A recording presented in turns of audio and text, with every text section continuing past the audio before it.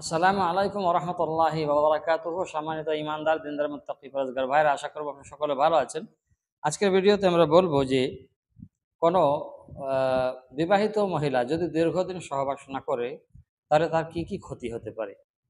আমরা সর্বপ্রথমে বলবো যে আমাদের বর্তমান সময়ে দাম্পত্য জীবনের মধ্যে যারা রয়েছে তারা অনেকেই প্রবাসে চলে যায় কাজ করতে, কিছু টাকার কামানোর লোভে এমনটি করে থাকে তারা।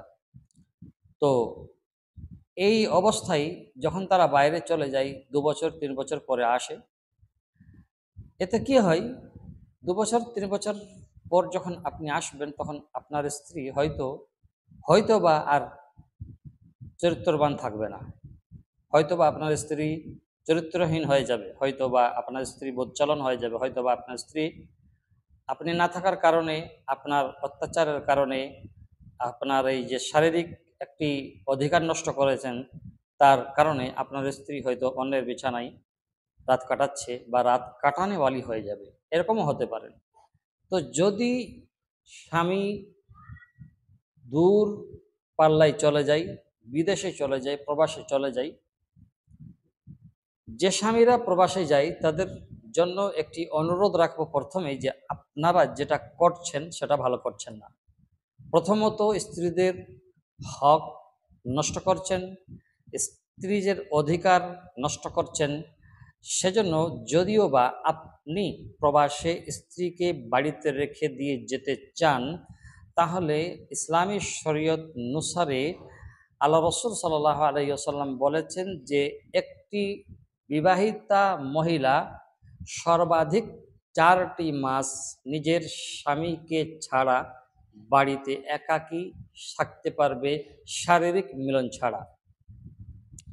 আপনি যেখানে যান, যেখানে থাকুন, দেশে প্রবাসে যেখানে হোক, আপনাকে 4 মাসের অন্তরে চলে আসতে হবে। এবার প্রবাসে যারা থাকে, যেহেতু 4 মাসে তাদের আসার কোনো আশঙ্কা থাকে না, 4 মাসের তারা ভিসা হয়তো পায় না, তাদের ক্ষেত্রে বলবো তারা যেন এক্সট্রা আরও 8 মাসের স্ত্রীর কাছে অনুমতি নিয়ে নেবেন। 4 মাস তো আছেই আছে, আরও এক্সট্রা 8 মাসের অনুমতি স্ত্রীর কাছে নিয়ে নেবেন, যে আমি 1 বছর পর আসব, তুমি কি রাজি আছো? এরকমটি যদি করেন তাহলে হয়তো আপনার স্ত্রী আপনার আশায় থাকবে যে 1 বছর হলে আমার স্বামী বাড়ি চলে আসবে, তারপরে সে আপনার সাথে শারীরিক চাহিদা মেটাবে, শারীরিক চাহিদা পূরণ করবে।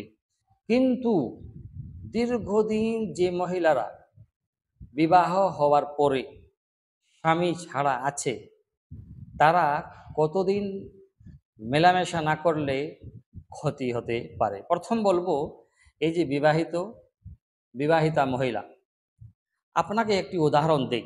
উদাহরণটি হলো, নতুন গাড়ি যখন শোরুমে থাকে তখন সেটা দীর্ঘদিন ওই রকম রেখে দিলেও কোনো অসুবিধা হয় না, কোনো দোষ খুঁজে পাওয়া যায় না, বা কোনো গোলমাল থাকে না তাতে।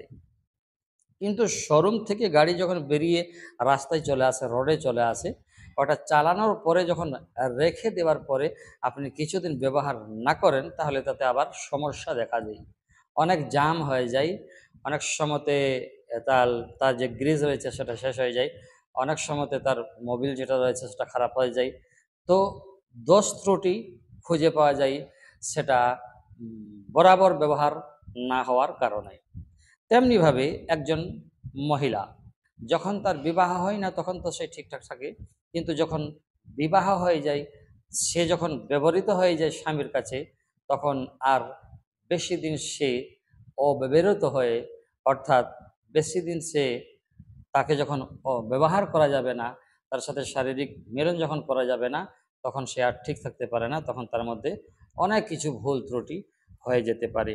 তো আজকে আমরা মোটামুটি শারীরিক দিকটা বৈজ্ঞানিক হিসাবে আমরা 11টি এমন কথা বলবো যে সহবাস দীর্ঘদিন না করলে এই 11টা সমস্যা দেখা দিতে পারে। মোটামুটি 11টা সমস্যা। তার মধ্যে প্রথম সমস্যা হলো যে আপনার স্ত্রী হতাশা বেড়ে যাবে। আর দ্বিতীয়টা হলো যে আত্মবিশ্বাস যেটা থাকে সেটা কমে যাবে। আর তৃতীয়টা হলো যে তৃতীয়টা হলো উৎপাদনশীলতা, আপনার স্ত্রীর কি হবে, আপনার স্ত্রীর কমে যাবে। চতুর্থটা হলো যে দক্ষতা যেটা থাকে না, স্ত্রীর দক্ষতা সেটা হ্রাস হয়ে যাবে। 5 নম্বরে আপনার স্ত্রীর লোপ জ্ঞান লোপ হয়ে। আর 6 নম্বরে যেটা আছে, মানসিকভাবে বিতৃষ্ণা তৈরি হবে আপনার স্ত্রীর। 7 নম্বরে নৈতিবাচকতা বাড়বে। 8 নম্বরে মাস্টারবেশন করার কি হবে, মাস্টারবেশনের উপর সে অবিচল অটল হয়ে যাবে, থাকবে। আর 9 নম্বরে শারীরিক উপযোগিতা কমে যাবে। শারীরিক উপযোগিতা অর্থাৎ যে মিলন করার যে একটা টান থাকে না, সেটা কিন্তু কমে যাবে। আর যে 10 নম্বরে বলা হয়েছে নিজের মধ্যে যে অসহায় একটা রয়েছে, অসহায় ভাব যে তৈরি হবে। আর 11 নম্বরে হবে দেউলিয়াপনা তৈরি হয়ে যাবে। দীর্ঘদিন যখন আপনি আপনার স্ত্রীকে রেখে দেশে প্রবাসে থাকবেন, দীর্ঘদিন 2 বছর 3 বছর এরকমভাবে আসবেন না, তখন এই 11টার সমস্যা তো দেখা দিবে। উপরন্তু এক্সট্রা কি হবে, আপনার স্ত্রী বদচলন হয়ে যাবে, আপনার স্ত্রী অন্যের বিছানায় শুতে শুরু করে দেবে।